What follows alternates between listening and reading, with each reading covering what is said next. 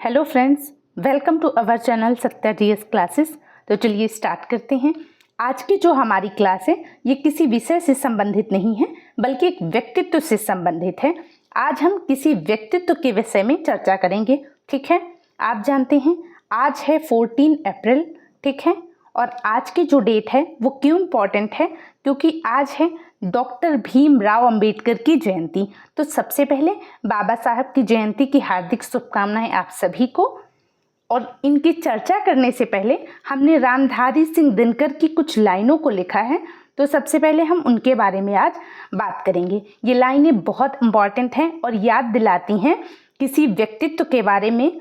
इसी के बाद हम डॉक्टर अंबेडकर को इसी से जोड़ते हुए देखेंगे। ठीक है, रामधारी सिंह दिनकर जी ने लिखा कि जाति हाय री जाति, कर्ण का हृदय क्षोभ से डोला। कर्ण कौन? ये महाभारत के समय के एक शख्सियत हैं। कर्ण ये कुंती पुत्र हैं।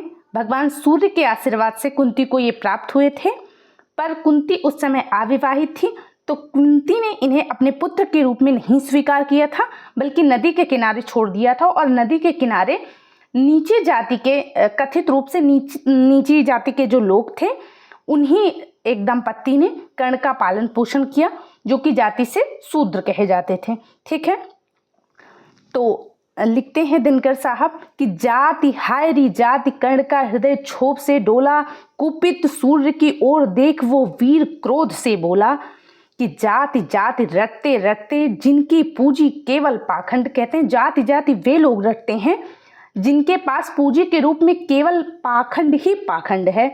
मैं क्या जानूं जाति, जाति है ये मेरे भुजदंड, ऊपर सिर पर कनक छत्र, भीतर काले के काले, शर्माते ही नहीं जगत में जाति पूछने वाले। ये दिनकर साहब ने लिखा है।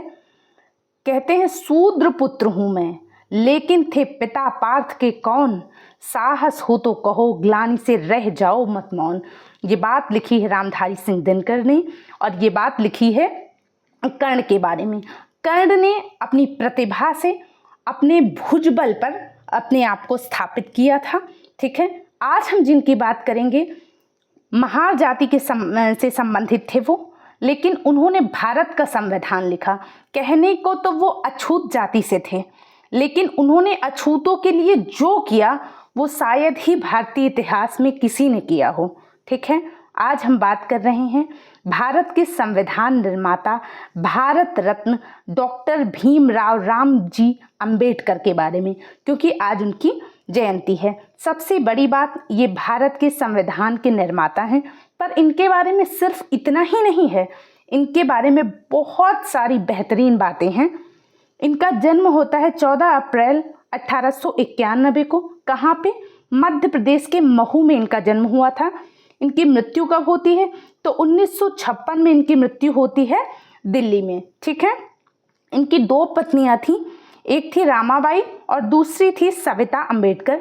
रमाबाई से शादी इनकी बहुत जल्दी हो गई थी, लगभग 9 या 10 साल की उम्र में इनके पिता ने करवाई थी, और बाद में रमाबाई की मृत्यु हो गई थी बहुत जल्दी ही, तो दूसरी शादी इन्होंने करी थी सविता अंबेडकर जी से। ठीक है, डॉक्टर अंबेडकर जी के पास 35,000 से भी ज़्यादा पुस्तकें थीं जब इनकी मृत्यु हुई थी उस समय तक, और 32 से भी अधिक इनके पास डिग्रियां थीं।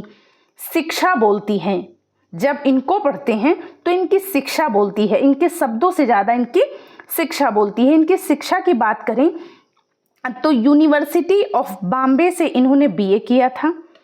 1913 में कोलंबिया यूनिवर्सिटी से इन्होंने एमए किया था, पीएचडी किया था। कोलंबिया यूनिवर्सिटी कहाँ पे है?